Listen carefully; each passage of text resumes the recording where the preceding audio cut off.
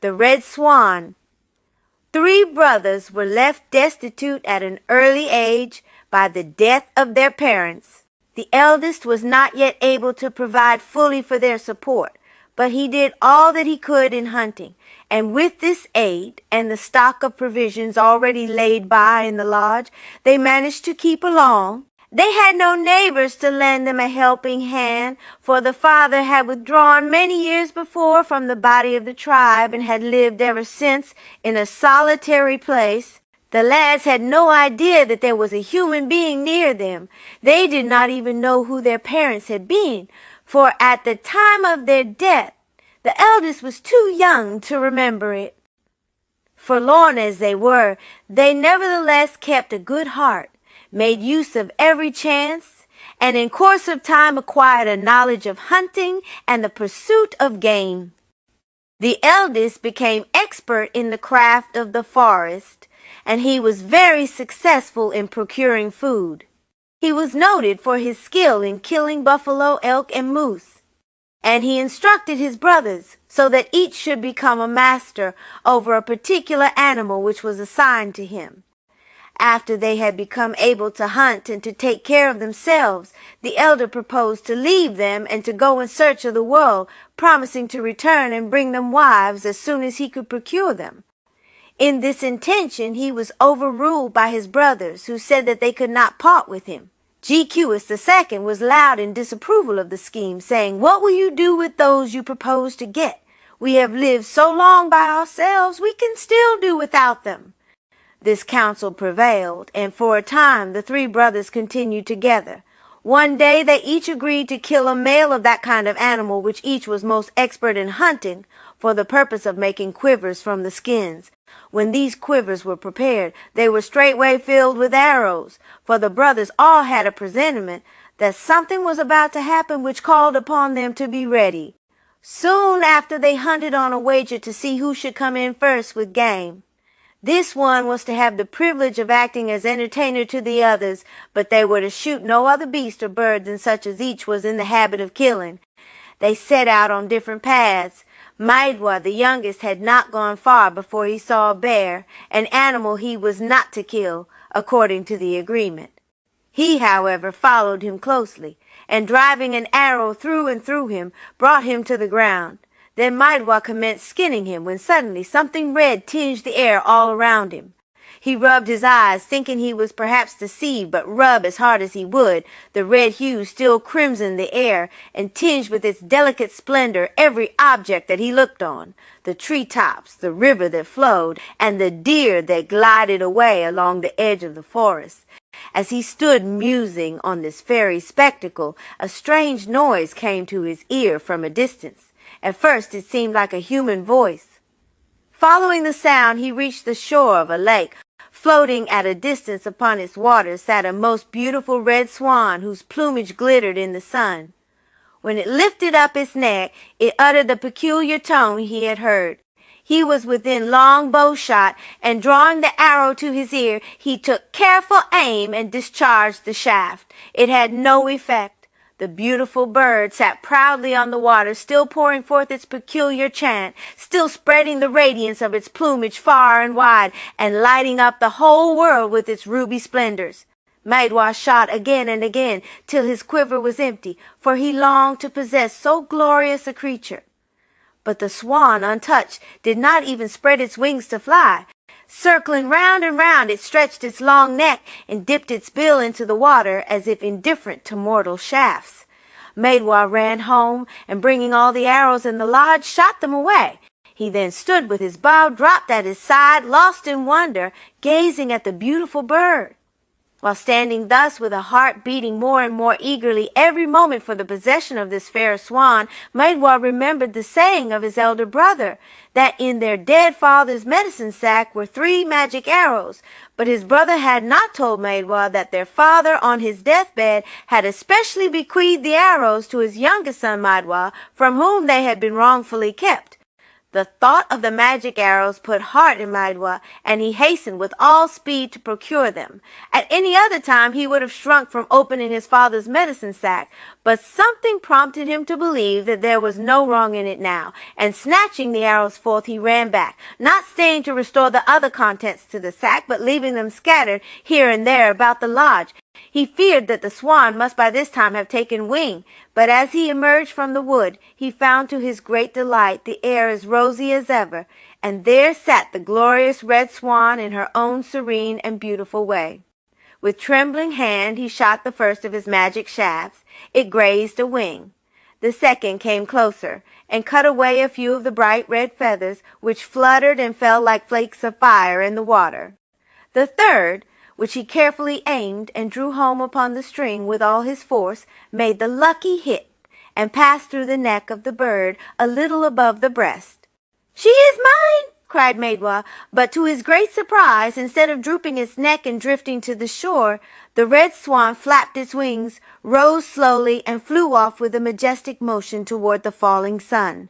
Maidwa, that he might meet his brothers with a good face, rescued 2 of the magic arrows from the water, and although the third was borne off, he had a hope yet to recover that one too, and to be master of the swan. He was noted for his speed, for he would shoot an arrow, and then run so fast that the arrow always fell behind him. He now set off at his best speed of foot. "I can run fast," he thought, "and I can get up with the swan some time or other." He sped on over hills and prairies toward the west, and was only going to take one more run and then seek a place to sleep for the night, when suddenly he heard noises at a distance, like the murmur of waters against the shore. As he went on, he heard voices, and presently he saw people, some of whom were busy felling trees, the strokes of their labor echoing through the woods. He passed on, and when he emerged from the forest, the sun was just falling below the edge of the sky. He was bent on success in pursuit of the swan, whose red track he marked well far westward till she was lost to sight. Meanwhile he would tarry for the night and procure something to eat, as he had fasted since he had left home. At a distance, on rising ground, he could see the lodges of a large village. He went toward it and soon heard the voice of the watchman, who was set on a height to overlook the place and give notice of the approach of friends or foes. "We are visited," he cried, and a loud halloo indicated that all had heard it. When Maidwa advanced, the watchman pointed to the lodge of the chief. "It is there you must go in," he said, and left him. Come in," said the chief.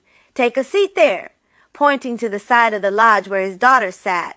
"It is there you must sit."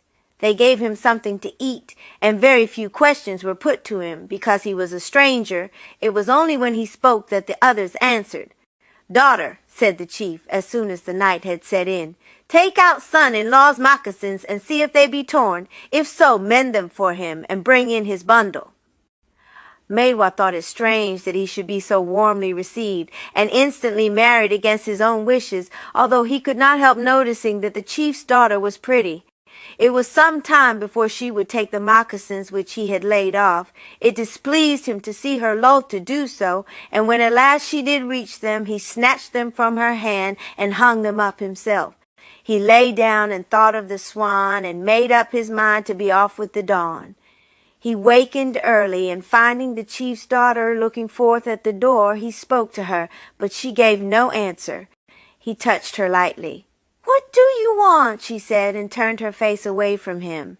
"Tell me," said Maidwa, "what time the swan passed. I am following it. Come out and point the way." "Do you think you can overtake it?" she said. "Yes," he answered. "Nubsa, fool," retorted the chief's pretty daughter. She went out, however, and pointed in the direction he should go. The young man paced slowly along till the sun arose, when he commenced traveling at his accustomed speed. He passed the day in running, and although he could not see the red swan anywhere on the horizon, he thought that he discerned a faint red light far over in the west. When night came, he was pleased to find himself near another village. When still at a distance, he heard the watchman crying out, "We are visited!" and soon the men of the village stood out to see the stranger. He was again told to enter the lodge of the chief, and his reception was in every respect the same as on the previous night, except that this young woman was more beautiful than the first, and that she entertained him very kindly. Although urged to stay with them, the mind of Maidwa was fixed on the object of his journey. Before daybreak he asked the young woman at what time the red swan passed, and to point out the way. She marked against the sky with her finger the course it had taken, and told him that it had passed yesterday when the sun was between midday and its falling place. Maidwa again set out rather slowly, but when the sun had risen, he tried his speed by shooting an arrow ahead and running after it. It fell behind him, and he knew that he had lost nothing of his quickness of foot. Nothing remarkable happened through the day, and he went on leisurely. Some time after dark, as he was peering around the country for shelter, he saw a light emitted from a small low lodge. He went up to it very slyly, and peeping through the door, he discovered an old man alone, with his head down upon his breast, warming his back before the fire. Maidwa thought that the old man did not know that he was standing near the door, but in this he was mistaken, for without turning his eyes to look at him, the old man said, "Walk in, my grandchild, take a seat opposite to me, and take off your things and dry them, for you must be fatigued. I will prepare you something to eat. You shall have something very delicate." Maidwa accepted this kind invitation and entered the lodge.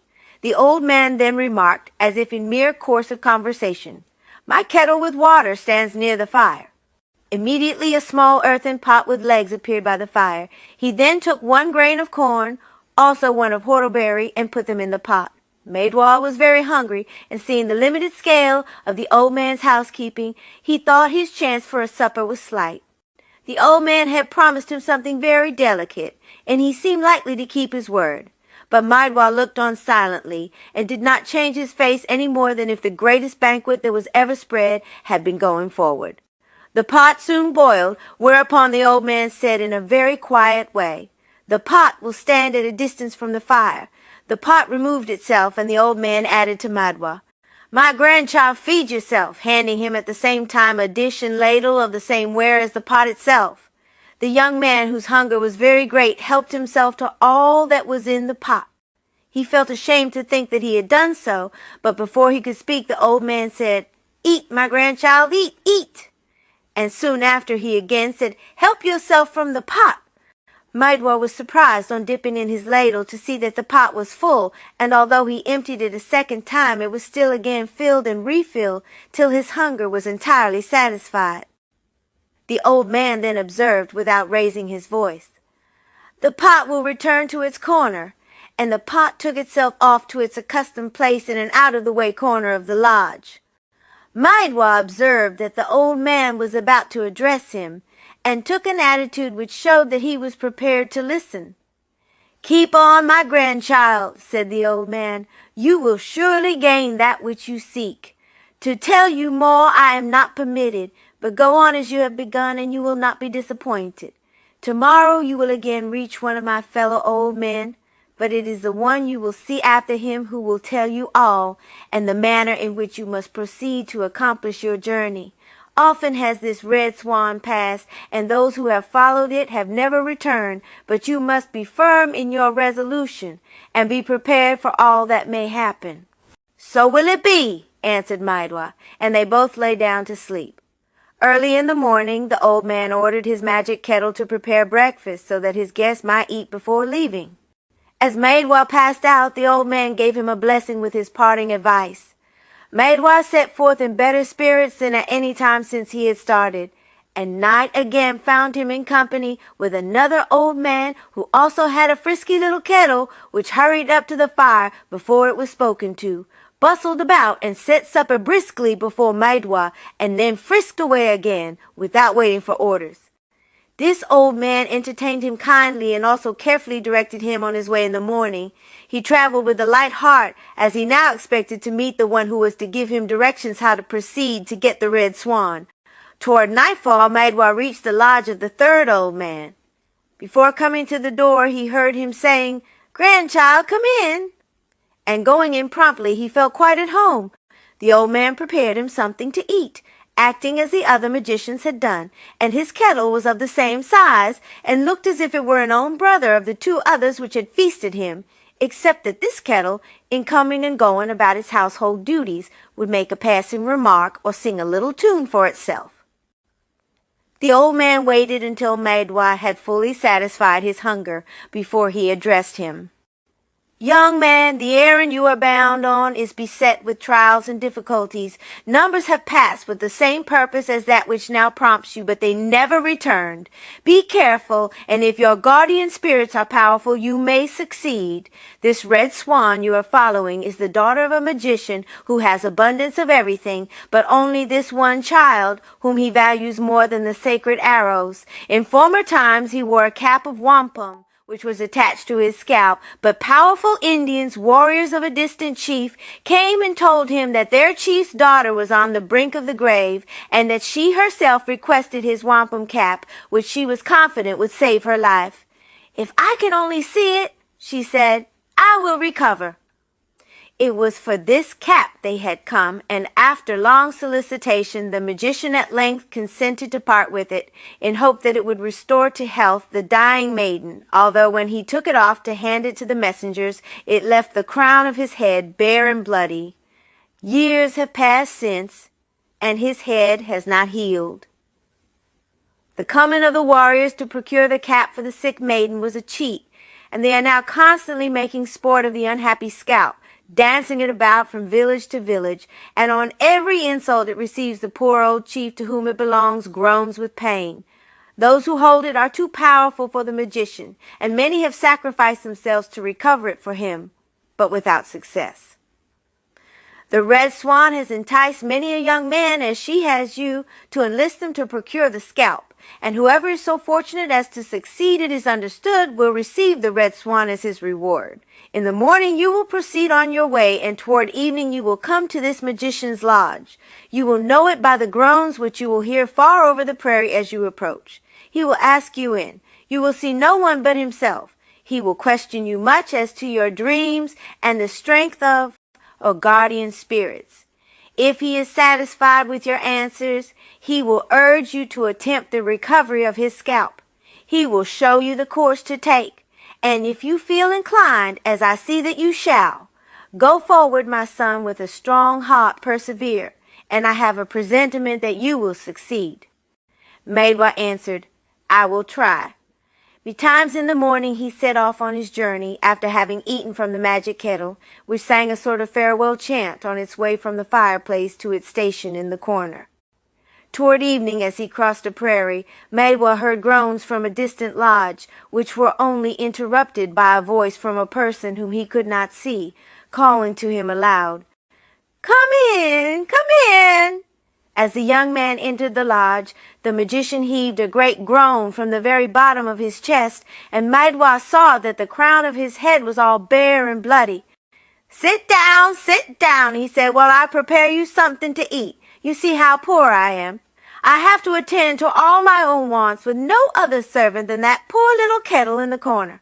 Kettle, we will have something to eat, if you please." In a moment the kettle spoke up from the corner. "You will oblige me by making all dispatch you can," said the magician in a very humble tone, still addressing the kettle. "Have patience," replied the kettle, "and I will be with you presently." After a considerable delay, there came forward onto the corner from which it had spoken a great heavy-browed and pot-bellied kettle, which advanced with much stateliness and solemnity of manner till it had come directly in front of the magician, whom it addressed with the question, "What shall we have, sir?" "Corn, if you please," the magician answered. "No, we will have whortleberries," rejoined the kettle in a firm voice. "Very well, just as you choose." When he supposed it was time, the magician invited Maidwa to help himself. "Hold a minute," interposed the kettle as Maidwa was about to dip in his ladle. He paused, and after a delay, the kettle, shaking itself up and simmering very loudly, said, "Now we are ready." Maidwa fell to and satisfied his hunger. "Will the kettle now withdraw?" asked the magician with an air of much deference. "No," said the kettle. "We will stay and hear what the young man has to say for himself." "Very well," said the magician. "You see," he added to Maidwa, "how poor I am. I have to take counsel with the kettle, or I should be all alone without a day's food, and with no one to advise me." All this time the red swan was carefully concealed in the lodge behind a curtain from which Maidwa heard now and then a rustling noise that fluttered his spirits and set his heart to beating at a wonderful rate. As soon as Maidwa had partaken of food and laid aside his leggings and moccasins, the old magician commenced telling him how he had lost his scalp, the insults it was receiving, the pain he suffered thereby, his wishes to regain it, the many unsuccessful attempts that had already been made, and the numbers and power of those who retained it. He would interrupt his discourse at times with sudden groans and say, "Oh, how shamefully they are treating it!" Maidwa listened to all the old magician had to say with solemn attention. The magician renewed his discourse and inquired of Maidwa as to his dreams, or what he saw in his sleep, at such times as he had fasted and darkened his face to procure guardian spirits. Maidwa then told him one dream. The magician groaned. "No, that is not it," he said. Maidwa told him of 2 or 3 others. The magician groaned again and again and said rather peevishly, "No, these are not the dreams."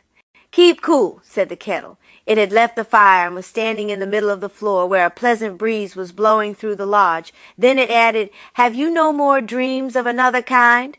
"Yes," said Maidwa, and he told him one. "That will do," said the kettle. "We are much pleased with that." "Yes, that is it, the magician added. "You will cause me to live. That was what I was wishing you to say. Will you then go and see if you cannot recover my poor scalp?" "Yes," said Maidwa. "I will go, and the day after tomorrow, when you hear the cock cries of the hawk, you will know that I am successful. You must prepare your head and lean it out through the door, so that the moment I arrive I may place your scalp on." "Yes, yes," said the magician. "As you say, it will be done." Early the next morning Maidwa set out to fulfill his promise, and in the afternoon, when the sun hangs toward home, he heard the shouts of a great many people. He was in a wood at the time, and saw, as he thought, only a few men, but as he went on they increased in numbers. When he emerged upon the plain, their heads appeared like the hanging leaves, they were so many. In the middle of the plain he perceived a post and something waving at its top. It was the wampum scalp, and every now and then the air was rent with the war song, for they were dancing the war dance in high spirit around it. Before he could be observed, Maidwa changed himself into a hummingbird and flew toward the scalp. When he passed some of those who were standing by, he came close to their ears. As they heard the rapid whir or murmur which this bird makes when it flies, they jumped aside and asked each other what it could be. Maidwa by this time had nearly reached the scalp, but fearing that he should be perceived while untying it, he again changed himself into the down that floats lightly on the air and sails slowly on to the scalp. He loosened it and moved off heavily, as the weight was almost too great for him to carry. The Indians around would have snatched it away had not a lucky current of air just then buoyed him up. As they saw that it was moving away, they cried out, "It is taken from us! It is taken from us!" Maidwa was borne gently along but a little way above their heads, and as they followed him, the rush and hum of the people was like the dead heating of the surges upon a lake shore after a storm. But the good wind, gaining strength, soon carried him beyond their pursuit. A little further on he changed himself into a hawk and flew swiftly off with his trophy, crying, "Cacack, cacack," till the hawk cry resounded with its shrill tone throughout the whole country, far and wide. Meanwhile the magician had remembered the instructions of Maidwa, placing his head outside of the lodge as soon as he heard the cacack cry of the hawk. In a moment Maidwa came past with rustling wings, and as he flew he gave the magician a severe blow on the head with the wampum scalp. The old man's limbs extended and quivered in pain, but the scalp adhered just as Maidwa in his own person walked into the lodge and sat down, feeling perfectly at home. The magician was so long in recovering from the stunning blow which had been dealt him that Maidwa feared he had destroyed his life in restoring the crown of his head. Presently, however, he was pleased to see him show by the motion of his hands and limbs that his strength was returning, and in a little while he rose and stood upon his feet. What was the delight of Maidwa to behold? Instead of a withered old man far advanced in years and stricken in sorrow, a bright and cheerful youth who glittered with life as he stood up before him. "Thank you, my friend," he said. "Your kindness and bravery of heart have restored me to my former shape. It was so ordained, and you have now accomplished the victory." They embraced, and the young magician urged the stay of his deliverer for a few days. This invitation Maidwa was glad to accept, and they formed a strong attachment to each other. The magician, to the deep regret of Maidwa, never once alluded to the red swan in all their conferences. At last the day arrived when Maidwa prepared to return to his home. The young magician bestowed on him ample presents of wampum, fur, robes, and other costly things, although Maidwa's heart was burning within him to see the red swan, to hear her spoken of, and to learn what his fortune was to be in regard to that fond object of his pursuit. He constrained his feelings, and so checked his countenance as never to look where he supposed she might be. His friend the young magician observed the same silence and caution. Maidwa's pack for traveling was now ready, and he was taking his farewell smoke, when the young magician thus addressed him. "My friend Maidwa, you know for what cause you came thus far, and why you have risked so much and waited so long. You have proved my friend indeed. You have accomplished your object, and your noble perseverance shall not go unrewarded. If you undertake other things with the same spirit, you will always succeed. My destiny compels me to remain where I am, although I should feel happy to be allowed to go with you. I have given you of ordinary gifts all you will need as long as you live, but I see you are backward to speak of the red swan. I appreciate your delicacy, but I vowed that whoever procured me my lost wampum scalp should be rewarded by possessing her." He then spoke in a language which Maidwa did not understand. The curtain of the lodge parted, and the red swan met his delighted gaze. It was a beautiful maiden that he beheld, so majestic and airy in her look that he seemed to see a creature whose home should rather be in the free heaven among the rosy clouds than in this dusky lodge. "Take her," the young magician said. "She is my sister. Treat her well. She is worthy of you, and what you have done for me merits more. She is ready to go with you to your kindred and friends, and has been so ever since your arrival. My good wishes shall go with you both." The red swan smiled kindly on Maidwa, who advanced and greeted her. Hand in hand, then, they took their way forth from the lodge, and, watched by the young magician, advanced across the prairie on their homeward course. They traveled slowly and looked with double joy on the beautiful country over which they had both so lately passed with hearts ill at ease.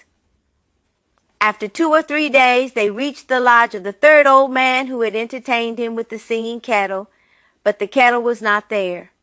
The old man, nevertheless, received them very kindly, and said to Maidwa, "You see what your perseverance has secured you. Do so always, and you will succeed in whatever you undertake." On the following morning, when they were about to start, he pulled from the side of the lodge a bag, which he presented to Maidwa, saying, "Grandchild, I give you this. It contains a present for you, and I hope you will live happily till old age."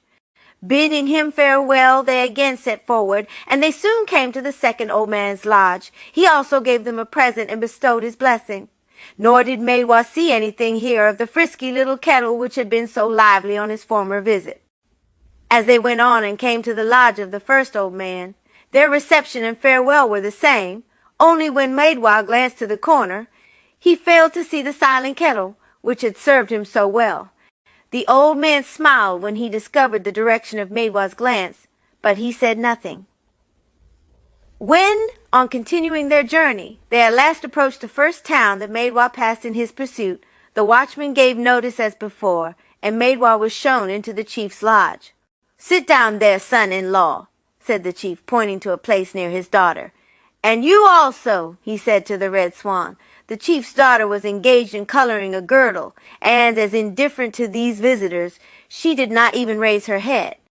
Presently the chief said, "Let someone bring in the bundle of our son-in-law." When the bundle was laid before him, Maidwa opened one of the bags which had been given to him. It was filled with various costly articles, wampum, robes, and trinkets of much richness and value. These, in token of his kindness, he presented to the chief. The chief's daughter stole a glance at the costly gifts, then at Maidwa and his beautiful wife. She stopped working and was silent and thoughtful all the evening. The chief himself talked with Maidwa of his adventures, congratulated him on his good fortune, and concluded by telling him that he should take his daughter along with him in the morning. "Yes," said Maidwa, The chief then spoke up, saying, "Daughter, be ready to go with him in the morning."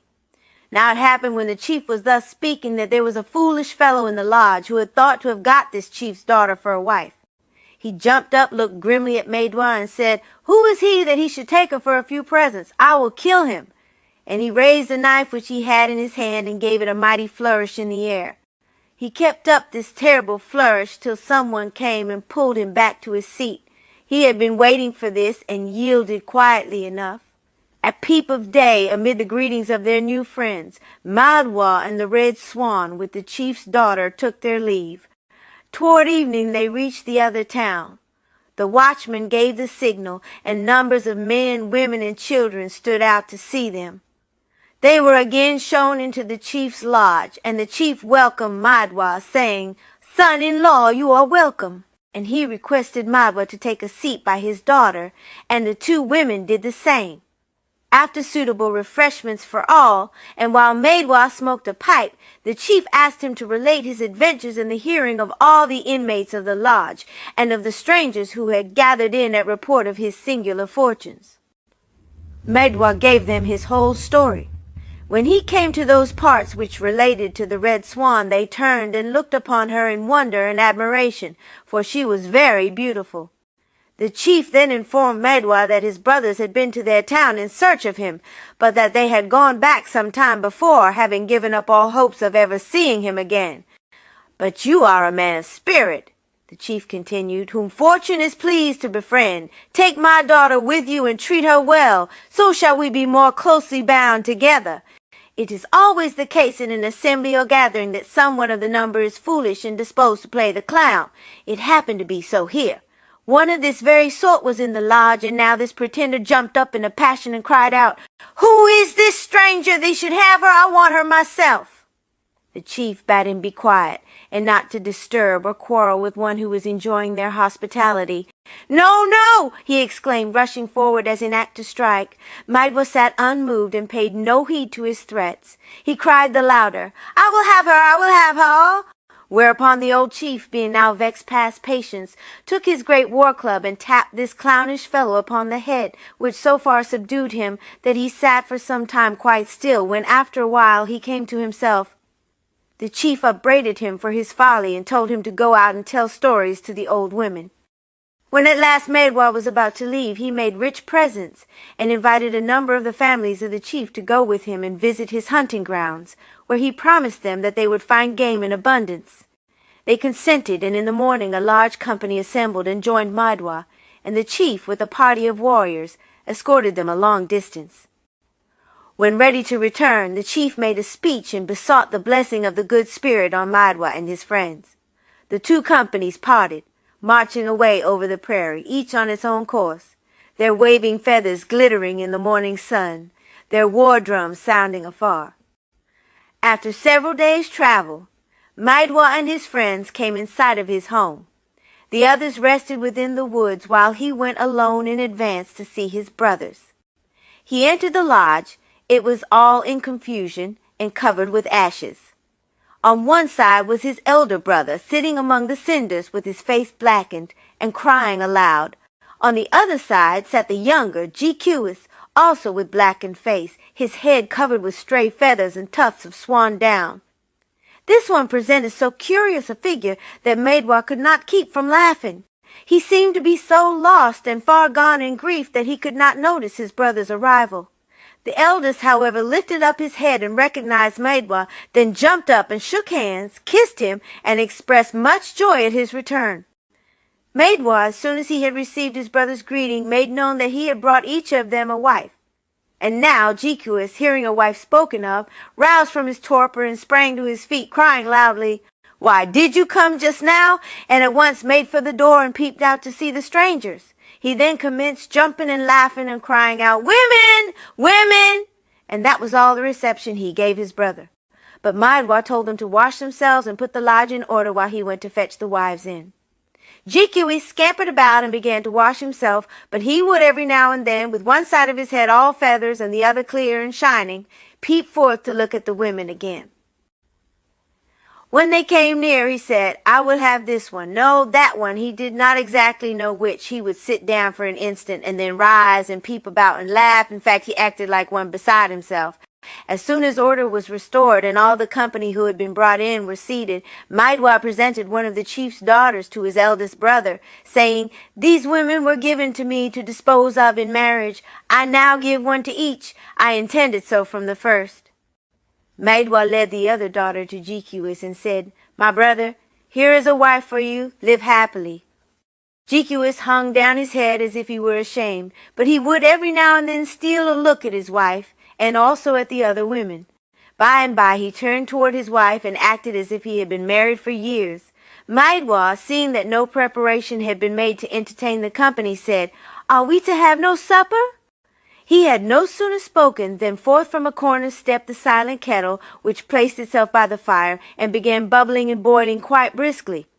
Presently this was joined by the big talking kettle, which said, addressing itself to Maidwa, "Master, we shall be ready presently." And then, dancing along, there came from still another corner the frisky little kettle, which hopped to their side and took an active part in the preparations for the evening meal. When all was nearly ready, a delicate voice was heard singing in the last corner of the lodge, and keeping up its dainty carol all the way to the fireplace, the fourth kettle joined the three cooks. Then they all fell to with all their might to dispatch their work in the best possible humor. It was not long before the big kettle advanced toward Maidwa and said in his own confident way, "Supper is ready." The feast was a jovial one, for they were all hungry and plied their ladles with right good will, and yet the four magic kettles held out, dip in as often as they would, and had plenty to the end of the revel. And now, to draw to a close, Maidwa and his friends lived in peace for a time. Their town prospered, there was no lack of children, and everything else was in abundance. But one day the two brothers began to look darkly upon Maidwa. They reproached him for having taken from the medicine sack their dead father's magic arrows. They upbraided him, especially that one was lost. After listening to them in silence, he said that he would go in search of the lost arrow, and that it should be restored, and the very next day, true to his word, he left them. After traveling a long way and looking in every direction, almost hopeless of discovering the lost treasure, he came to an opening in the earth. When he descended this, it led him to the abode of departed spirits. The country appeared beautiful, the pastures were greener than his own, the sky bluer than that which hung over the lodge, and the extent of it was utterly lost in a dim distance. Moreover, he saw animals of every kind wandering about in great numbers. The first he came to were buffaloes, and his surprise was great when they addressed him as human beings. They asked him what he came for, how he had descended, and why he was so bold as to visit the abode of the dead. He answered that he was in quest of a magic arrow to appease the anger of his brothers. "Very well," said the leader of the buffaloes, whose form was nothing but bone. "Yes, we know it." And he and his followers moved off a little space from Maidwa as if they were afraid of him. "You have come," resumed the buffalo spirit, "to a place where a living man has never before been. Return immediately to your tribe, for under pretense of recovering one of the magic arrows which belonged to you by your father's dying wish, your brothers have sent you off so that they may become possessed of your beautiful wife, the red swan. Speed home! You will find the magic arrow at the lodge door. You will live to a very old age and die happily. You can go no farther in these abodes of ours." Maidwa looked, as he thought, to the west, and saw a bright light as if the sun was shining in its splendor. But he saw no sun. "What light is that yonder?" he asked. The buffalo, whose form was nothing but bone, answered, "It is the place where those who were good dwell." "And that dark cloud?" Maidwa again asked. "It is the place of the wicked," answered the buffalo. "This cloud was very dark, and to look upon it pained his eyes." So Maidwa moved away with the help of his guardian spirits, stood upon the earth again, and beheld the sun giving light as usual. All else that he learned in the abodes of the dead is unknown, for he never spoke of it to any human being. After regaining the earth and wandering a long time to gather knowledge to make his people happy and to add to their comfort, he drew near to his village one evening. Passing all the other lodges, he came to his own door, where he found the magic arrow, as he had been promised. He heard his brothers within at high words with each other. They were quarreling for the possession of his wife, who had remained constant through all his absence, and sadly awaited his return. Maidwa listened in shame and sorrow. He entered the lodge, holding his head aloft as one conscious of good principle and shining with anger. He spoke not a word, but placing the magic arrow to his bow, he would have laid his brothers dead at his feet. Just then, however, the talking kettle stepped forward and spoke such words of wisdom, the singing kettle trove forth such a soothing little song, the guilty brothers were so contrite and keenly repentant of their intended wrong, the red swan was so radiant and forgiving, the silent kettle straightway served them up so hearty and wholesome a meal, and the frisky little kettle was so joyful and danced about so merrily that Maidwa decided to forgive them. And when the magic arrows were laid away in the medicine sack, there was in all the Indian country that night no happier family than the three brothers, who ever after dwelt together in all kindness, as all good brothers should. The celestial sisters. Wapi, or the White Hawk, lived in a remote part of the forest where animals abounded. Every day he returned from the chase with a large spoil, for he was one of the most skillful and lucky hunters of his tribe. His form was like the cedar. The fire of youth beamed from his eye. There was no forest too gloomy for him to penetrate, and no trap made by bird or beast of any kind which he could not readily follow. One day he had gone beyond any point which he had ever before visited. He traveled through an open wood, which enabled him to see a great distance. At length he beheld a light breaking through the foliage of the distant trees, which made him sure that he was on the borders of a prairie. It was a wide plain covered with long blue grass and enameled with flowers of 1,000 lovely tints. After walking for some time without a path, musing upon the open country and enjoying the fragrant breeze, he suddenly came to a ring worn among the grass and the flowers, as if it had been made by footsteps moving lightly round and round. But it was strange, so strange as to cause the White Hawk to pause and gaze long and fixedly upon the ground. There was no path which led to this flowery circle. There was not even a crushed leaf or a broken twig, nor did he find the least trace of a footstep, approaching or retiring.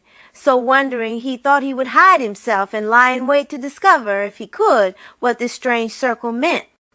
Presently he heard faint sounds of music in the air. Looking up in the direction they came from, he saw floating a small object like a little summer cloud that approaches down from above the earth. At first it was very small, and seemed as if it could have been blown away by the first breeze that came along, but it rapidly grew as he gazed upon it, and the music every moment came clearer and more sweetly to his ear.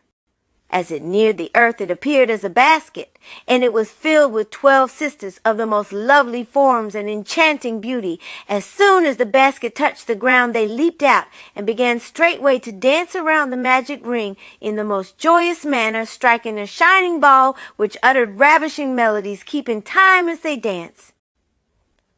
Original, the White Hawk from his concealment gazed with delight upon their graceful forms and movements. He admired them all, but he was most pleased with the youngest. He longed to be at her side, to embrace her, to call her his own, and unable to remain longer a silent admirer, he rushed out and endeavored to seize this 12th beauty who so enchanted him.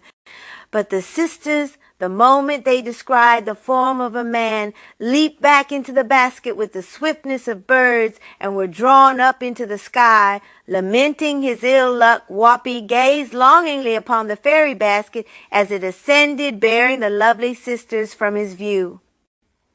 "They are gone," he said, "and I shall see them no more." He returned to his solitary lodge, but found no relief to his mind. He walked abroad but to look at the sky, which had withdrawn from his sight the only being he had ever loved, was painful to him now. The next day, selecting the same hour, the White Hawk went back to the prairie and took his station near the ring. But in order to deceive the sisters, he assumed the form of an opossum and sat among the grass as if he were there engaged in chewing the cud. He had not waited long when he saw the cloudy basket descend, and heard the same sweet music falling as before. He crept slowly toward the ring, but the instant the sisters caught sight of him, they were startled and sprang into their car. It rose a short distance when one of the elder sisters spoke. "Perhaps," she said, "it has come to show us how the game is played by mortals." "Oh, no," the youngest replied. "Quick, let us ascend." And all joining in a chant, they rose out of sight. Then Whoppy, casting off his disguise, walked sorrowfully back to his lodge. But the night seemed very long to lonely White Hawk. His whole soul was filled with the thought of the beautiful sister.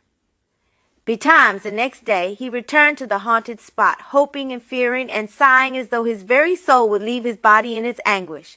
He reflected upon the plan he should follow to secure success. He had already failed twice. To fail a third time would be fatal.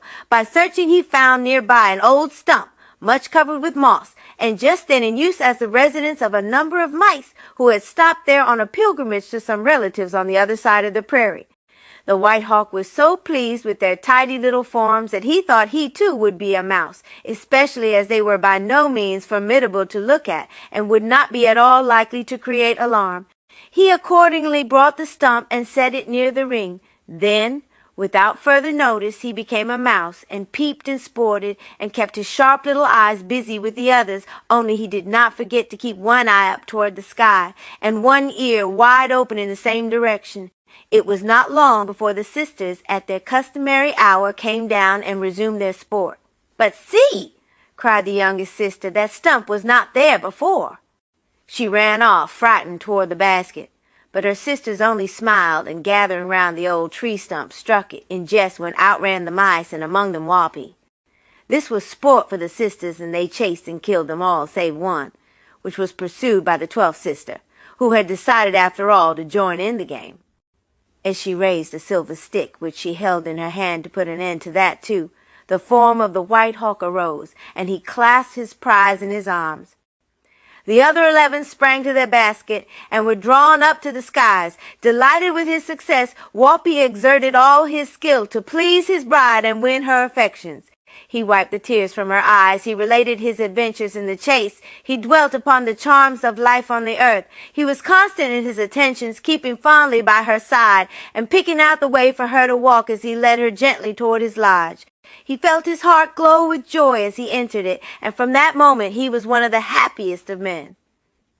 Winter and summer passed rapidly away, and as spring drew near with its balmy gales and its many-colored flowers, their happiness was increased by the presence of a beautiful boy in their lodge, a son with both his mother's beauty and his father's strength.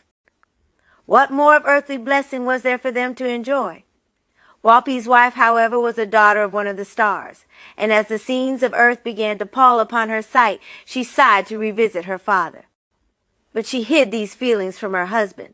She remembered the charm that would carry her up, and while White Hawk was engaged in the chase, she took occasion to construct a wicker basket, which she kept concealed.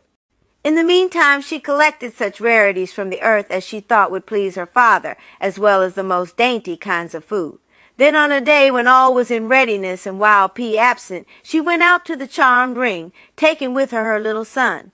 As they entered the car, she commenced her magical song, and the basket rose. The song was sad, and of a lowly and mournful cadence, and as it was wafted far away by the wind, it caught her husband's ear. It was a voice which he well knew, and he instantly ran to the prairie. But though he made breathless speed, he could not reach the ring before his wife and child had ascended beyond his reach. He lifted up his voice in loud appeals, but they were unavailing. The basket still went up. He watched it till it became a small speck, and finally it vanished in the sky. He then bent his head down to the ground and was miserable. Through a long winter and a long summer, Whoppy bewailed his loss, but he found no relief. The beautiful spirit had come and gone, and he should see it no more. In the meantime, his wife had reached her home in the stars, and in the blissful employments of her father's house, she almost forgot that she had left a husband upon the earth. But her son, as he grew up, resembled his father more and more, and every day he was restless and anxious to revisit the scene of his birth. His grandfather, perceiving this, said to his daughter, "Go, my child, take your son down to his father and ask him to come up and live with us. But tell him to bring along a specimen of each kind of bird and animal he kills in the chase." The mother accordingly took the boy and descended. And the White Hawk, who was ever near the enchanted spot, heard her voice as she came down the sky. His heart beat with impatience as he saw her form and that of his son, and they were soon clasped in his arms.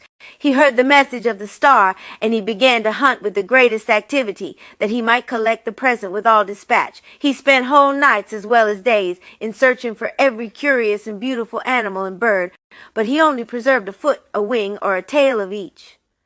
When all was ready, Whoppy visited once more each favorite spot, the hilltop whence he had been used to see the rising sun, the stream where he had sported as a boy, the old lodge which he was to sit in no more, and last of all he came to the magic circle, and gazed widely around him with tearful eyes. Then, taking his wife and child by the hand, he entered the car, and they were drawn up into a country far beyond the flight of birds, or the power of mortal eye to pierce. Great joy was manifested upon their arrival at the starry plains. The Star Chief invited all his people to a feast, and when they had assembled, he proclaimed aloud that each one might continue as he was, an inhabitant of his own dominions, or select of the earthly gifts such as he liked best. A very strange confusion immediately arose. Not one but sprang forward. Some chose a foot, some a wing, some a tail, and some a claw. Those who selected tails or claws were changed into animals and ran off. The others assumed the form of birds and flew away. Whoppy chose a white hawk's feather. His wife and son followed his example, and each one became a white hawk. He spread his wings, and, followed by his wife and son, descended with the other birds to the earth, where they are still to be found, with the brightness of the starry plains in their eyes, and the freedom of the heavenly breezes in their wings. Gray Eagle and his 5 brothers. There were 6 falcons living in a nest, 5 of whom were still too young to fly, when it so happened that both the parent birds were shot in one day. The young brood waited anxiously for their return, but night came, and they were left without parents and without food.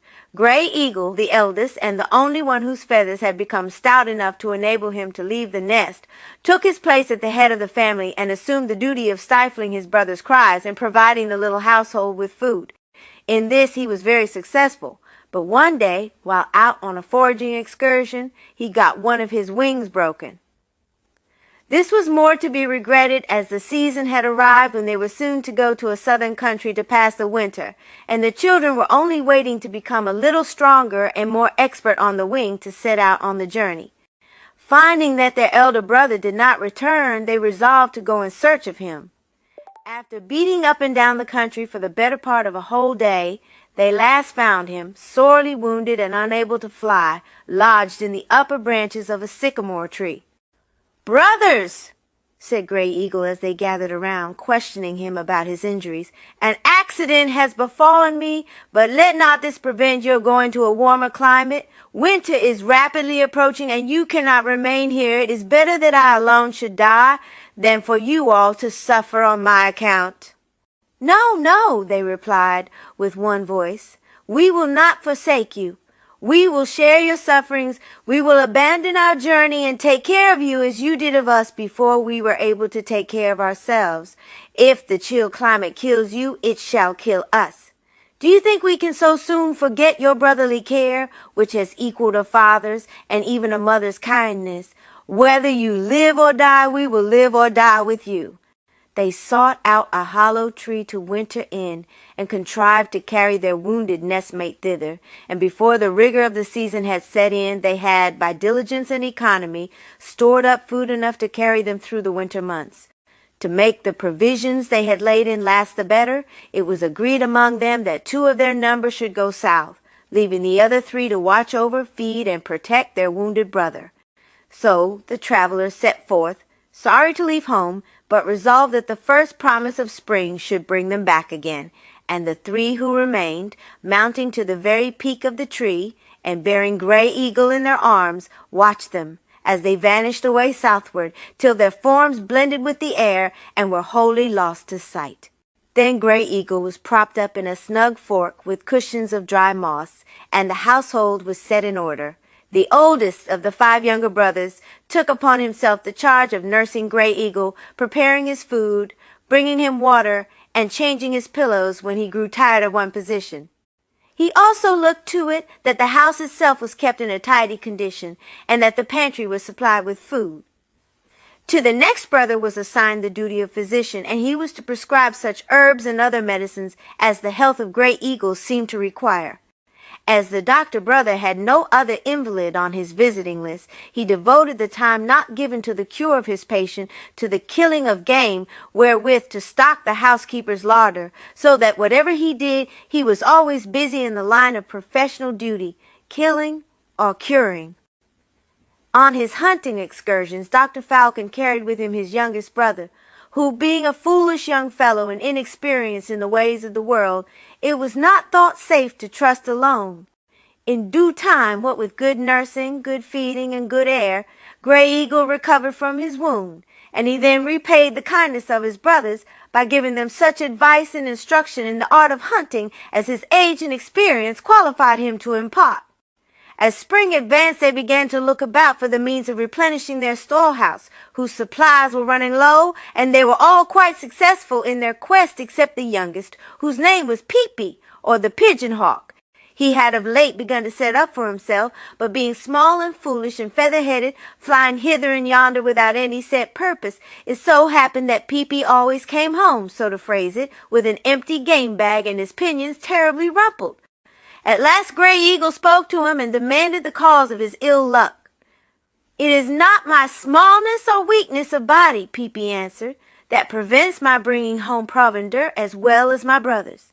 I am all the time on the wing, hither and thither. I kill ducks and other birds every time I go out, but just as I get to the woods on my way home, I am met by a large ko-ko-ho who robs me of my prey, and," added Peepee with great energy, "it's my settled opinion that the villain lies in wait for the very purpose of doing so." "I have no doubt you are right, Brother Peepee," rejoined Gray Eagle. "I know this pirate, his name is White Owl, and now that I feel my strength fully recovered, I will go out with you tomorrow and help you look after this greedy bush ranger." The next day they went forth in company and arrived at a fine freshwater lake. Gray Eagle seated himself hard by while Peepee started out.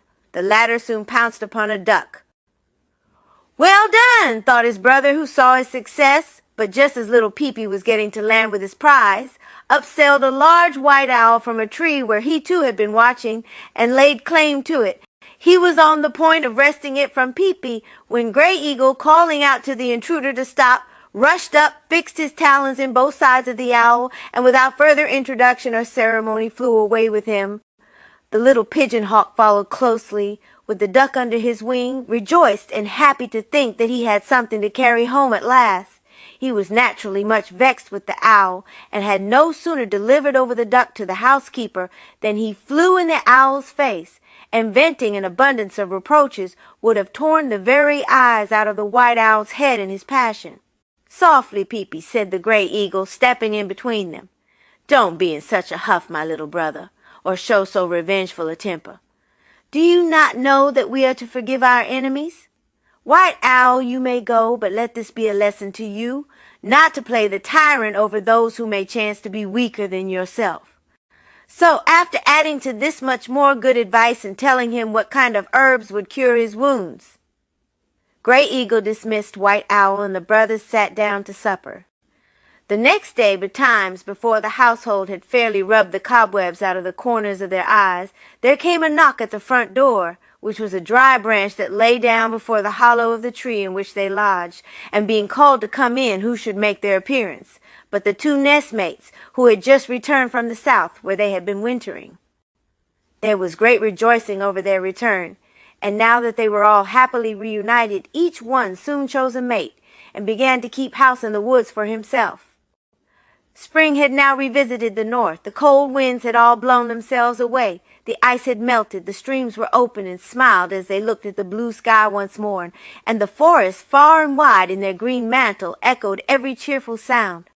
But it is in vain that spring returns, and that the heart of nature is opened in bounty, if we are not thankful to the Master of Life, who has preserved us through the winter.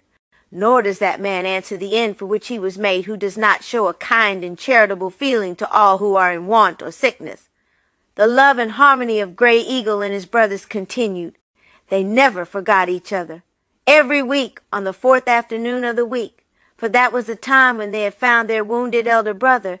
They had a meeting in the hollow of the old sycamore tree, when they talked over family matters and advised with each other about their affairs, as brothers should. He of the little shell. Once upon a time, all the people of a certain country had died excepting two helpless children, a baby boy and a little girl. When their parents died, these children were asleep. The little girl, who was the elder, was the first to awake. She looked around her, but seeing nobody but her little brother, who lay smiling in his dreams, she quietly resumed her bed.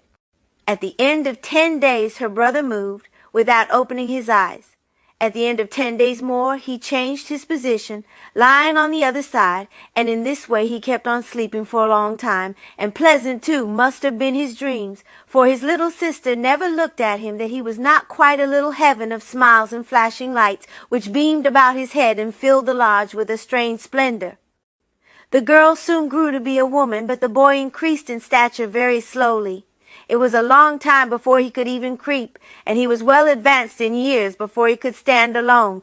When he was able to walk, his sister made him a little bow and arrows, and hung around his neck a small shell, saying, "You shall be called Deus Emid, or he of the little shell." Every day he would go out with his bow, shooting at the small birds. The first bird he killed was a tomtit. His sister was highly pleased when he took it to her. She carefully prepared and stuffed it, and put it away for him. The next day he killed a red squirrel. His sister preserved this too. The third day he killed a partridge, and this they had for their evening meal. After this he acquired more courage and would venture some distance from home. His skill and success daily increased, and he killed the deer, bear, moose, and other large animals inhabiting the forest. At last, although so very small a stature, he became a great hunter, and all that he shot he brought home and shared with his sister. And whenever he entered the lodge, a light beamed about his head and filled the place with a strange splendor. He had now arrived at the years of manhood, but he still remained a perfect infant in size. One day, walking about in quest of game, he came to a small lake. It was in the winter season, and upon the ice of the lake he saw a man of giant height employed in killing beavers. Comparing himself with this great man, he felt that he was no bigger than an insect. He seated himself on the shore and watched his movements. When the large man had killed many beavers, he put them on a hand sled which he had, and pursued his way home. When he saw him retire, the dwarf hunter followed, and wielding his magic shell, he cut off the tail of one of the heavers, and ran home with the prize. The giant, on reaching his lodge with his sled load of heavers, was surprised to find one of them shorn of its tail. The next day, the little hero of the shell went to the same lake. The giant, who had been busy there for some time, had already loaded his sled and commenced his return, but running nimbly forward and overtaking him, Deus Emid succeeded in securing another of the heaver tails. "I wonder," said the giant, on reaching his lodge and overlooking his heavers, "what dog it is that has thus cheated me. Could I meet him, I would make his flesh quiver at the point of my javelin." The giant forgot that he had taken without permission these very heavers out of a beaver dam which belonged to the little shell man and his sister. The next day he pursued his hunting at the beaver dam near the lake, and he was again followed by the little man with the shell. This time the giant was so nimble in his movements that he had nearly reached home before Little Shell could overtake him, but making his best speed, he was just in time to clip another beaver's tail before the sled slipped into the lodge. The giant would have been a patient giant, indeed, if his anger had not been violent at these constant tricks played upon him. What vexed him most was that he could not get sight of his enemy. Sharp eyes he would have needed to do so, inasmuch as he of the little shell had the gift of making himself invisible whenever he chose. The giant, giving vent to his feelings with many loud rumbling words, looked sharply around to see whether he could discover any tracks. He could find none. The unknown had stepped too lightly to leave the slightest mark behind. The next day the giant resolved to disappoint his mysterious follower by going to the beaver dam very early, and accordingly, when Deus Emid came to the place, he found the fresh traces of his work, but the giant had already gone away. He followed hard upon his tracks, but failed to overtake him. When he of the little shell came in sight of the lodge, the stranger was in front of it, employed in skinning his beavers. As Daisy Mid stood looking at him, he had been all this time invisible. He thought, I will let him have a view of me. Presently the man, who proved to be no less a personage than the celebrated giant Manabozho, looked up and saw him. After regarding him with attention, he said, Who are you, little man? I have a mind to kill you. The little hero of the shell replied, If you were to try to kill me, you could not do it. With this speech of the little man, Manabozho grabbed at him, but when he thought to have had him in his hand, Little Shell was gone. Where are you now, little man? Cried Manabozho. Here, under your girdle, answered the shell dwarf, at which giant Manabozho, thinking to crush him, slapped down his great hand with all his might. But on unloosing his girdle, he was disappointed at finding no dwarf there. Where are you now, little man? He cried again, in a greater rage than ever. In your right nostril, the dwarf replied. Whereupon the giant Manabozho seized himself by the finger and thumb at the place and gave it a violent tweak. But as he immediately heard the voice of the dwarf at a distance upon the ground, he was satisfied that he had only pulled his own nose to no purpose. Goodbye, Manabozho, said the voice of the invisible dwarf. Count your beaver tails, and you will find that I have taken another for my sister, for he of the little shell never, in his wanderings or pastimes, forgot his sister and her wishes. Goodbye, Beaver Man! And as he went away, he made himself visible once more, and a light beamed about his head and lit the air around him with a strange splendor, a circumstance which Manabozho, who was at times quite thick-headed and dull of apprehension, could in no way understand. When Dais Imid returned home, he told his sister that the time drew nigh when they must separate. I must go away, said Dais Imid. It is my fate. You too, he added, must go away soon. Tell me where you would wish to dwell. She said, I would like to go to the place of the breaking of daylight. I have always loved the east.